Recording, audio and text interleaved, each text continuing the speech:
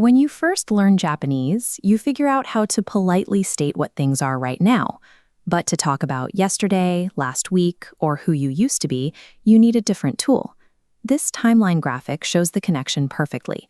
If you already know desu for declaring what something is today, deshita is its direct past tense counterpart. It takes a polite present tense statement like I am a student and upgrades it into a polite past statement, I was a student. To build these sentences, you simply take a noun and attach deshita directly to the end of it.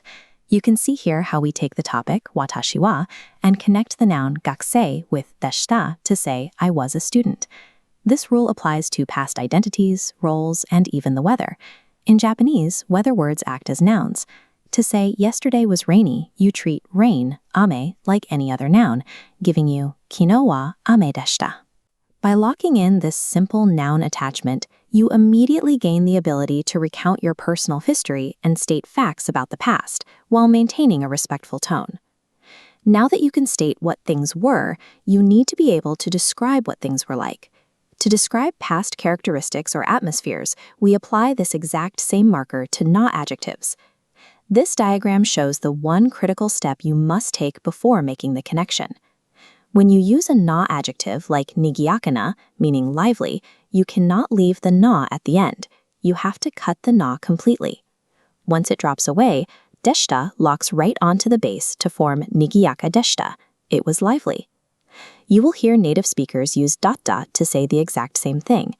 Both indicate the past tense, but dot dot is the casual plain form, used strictly with close friends and family.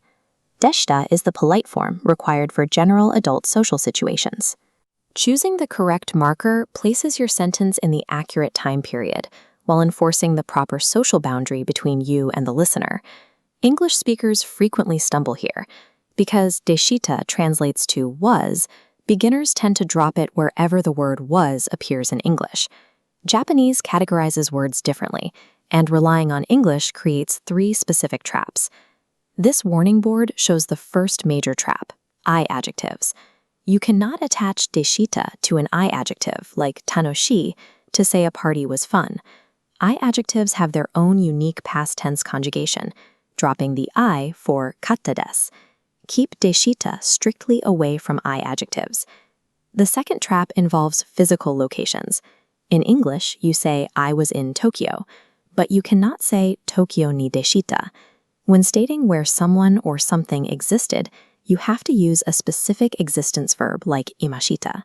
Finally, never stack the casual past marker and the polite past marker in the same sentence. Data deshita is a redundant double past tense error. Pick the polite level you need and let deshita do the job by itself. Let's test your recall. Pause the video and see if you can solve these 3 prompts on the screen. For number 1, the correct attachment is kino wa yasumi deshita. In number 2, you have to drop that na character, resulting in shizuka deshita. And for number 3, you form a question simply by adding the particle ka to the end. Kantan deshita ka? Beginners memorize the basic attachment rule, but advanced learners know exactly where the boundaries lie. Keeping this marker strictly away from verbs, I adjectives, and locations keeps your Japanese accurate. In natural conversation, you rarely hear single sentences floating in isolation. These rules string together to build a larger context. This diary entry shows the grammar in action. Yesterday was Sunday. The ocean was beautiful. Notice its efficiency. If both speakers know the context, Japanese lets you omit the topic entirely. Ending with just a noun or na-adjective and deshita is fully complete. Take a screenshot of this summary chart. It maps out the direct conversion from present to past, the polite upgrade from the casual form, the specific attachment rule for nouns and na-adjectives, and the red danger zone showing exactly what to exclude. By keeping these boundaries clear, you now have a reliable framework to respectfully share your past experiences, characteristics, and personal history in Japanese.